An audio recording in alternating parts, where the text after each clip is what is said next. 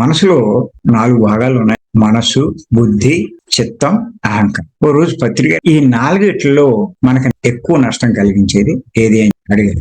ఈ 4 కూడా మనకి ఎక్కువ నష్టం కలిగించేది చిత్తమే. ఇంకేతంటే ఈ ఖాళీగా ఉన్నప్పుడు ఏదో ఒకటి ఆలోచిస్తూ ఉంటాడు. అంటే మనసు శుద్ధిగా ఉన్నవాడు మంచి ఆలోచిస్తాడు. మనసు మలినంగా ఉన్నవాడు ఇతరుల చెడు గురించి ఆలోచిస్తాడు. ఇంకేతంటే మిగతా ఇంద్రియాలన్నీ ఒక ఎత్తు, ఆలోచించే మనసు ఒక ఎత్తు. కళ్ళు కాని, చెవులు కాని, నోరు కాని, చేతులు కాళ్ళు కాని వీటి వల్ల కోల్పోయే శక్తి కంటే నిరంతరం చింతన చేసే ఆ చిత్తం వల్ల ఇంకా ఎక్కువ శక్తి కోల్పోతాం మానవుడు. మరి మనం ఇంత కష్టపడి శక్తి సంపాదించుకుంటున్నామే, మరి ఇంత శక్తి సంపాదించి ఇలా ఆలోచనల ద్వారా ఆ శక్తిని ఎంత నష్టపోతున్నాం? శక్తి వల్ల ఎన్ని రకాల లాభాలు, మరి అటువంటి లాభాలు రాకుండా నష్టపోతాం.